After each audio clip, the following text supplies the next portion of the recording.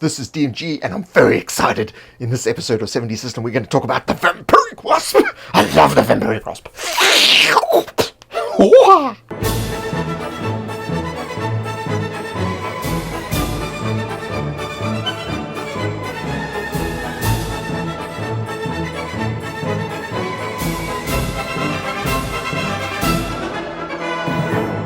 What's that buzzing sound? The famous final words of erstwhile explorer Jan Diaz van der Gama, his exsanguinated corpse a warning to all who will encounter the Vampiric Wasp.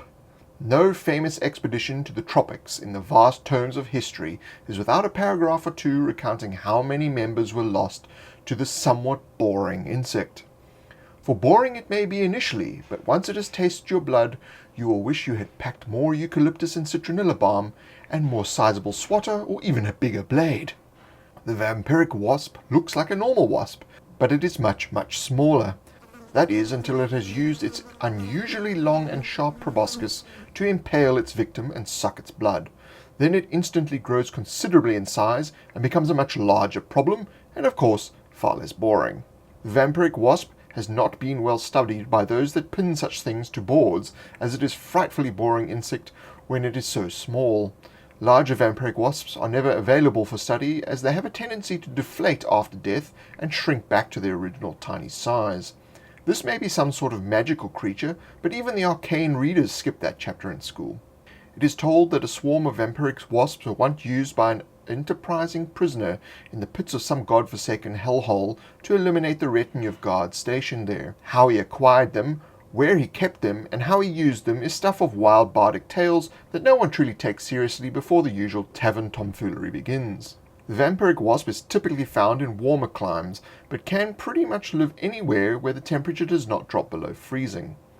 The wasps feed on blood of mammals, which instantly transforms them from minuscule little insects to larger and larger horrors, each feeding progressively enlarging the creature to a size bigger than even an ogre. Their breeding process is asexual and bizarre even by insect standards.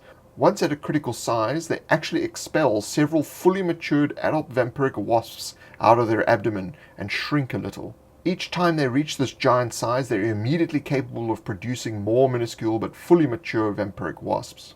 This ability makes vampiric wasps very, very dangerous if not kept in check while they are at smaller sizes.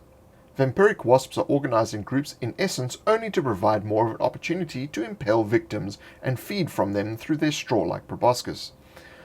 They do not have any nests, and their swarms generally just buzz around the lands searching for warm-blooded mammals to feed upon. As every wasp is capable of reproducing, they have no queen, although each wasp that grows to the giant size at which they reproduce is always mistaken as the leader purely because of her enormous size. When encountered, these wasps always attack by surprise with no exception. They are so small that they are often mistaken for annoying mosquitoes. This surprise allows them to feed and grow in size instantly, creating chaos and confusion amongst their prey. While they are still vulnerable during their initial few feedings, once they have drained a certain amount of blood, they may quickly become larger than their opponents, thus causing even more carnage, mayhem, and the unmistakable thump of an exsanguinated corpse dropping to the ground. Once they reach their critical mass size, they begin to expel more vampiric wasps, further exacerbating the terrifying problem. An ever-growing cloud of these tiny instruments of death will make even the hardiest adventurers think twice about why they came that way. Vampiric wasps are not emotionally stable in any way and automatically fail any emotion-based test when they are small in size. As they grow in size, they are more likely to stick around in order to reproduce. The growth of a vampiric wasp is instantaneous and happens while it drains its victim's blood. Each feeding causes injury to the target. However, it must attack again each time it wishes to feed. Something in its evolution has made it difficult for the wasp to sustain sucking, and so it must re-impale the proboscis into the victim for each feeding. It grows arithmetically from each feeding by 2 sizes. This means that after each feeding it is possible that the wasp becomes larger than its opponents, and eventually it could do significantly more damage to its victims. The real danger, though, is when the wasps reach critical mass and begin instantly reproducing, expelling up to 10 fully matured new vampiric wasps for their opponents to contend with. So that's the Vampiric Wasp. It's one of my favorite creatures.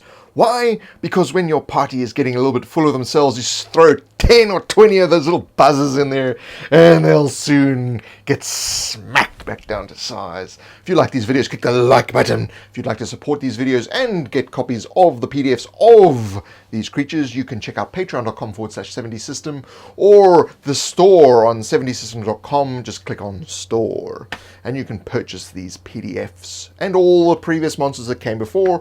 There's a new one every single week. You can also check me out on Facebook and Twitter /70system, and I will see you in the next video when we're going to talk about something we talked about earlier, the Zombeetle. Zom. I can't wait, and I know you can't wait.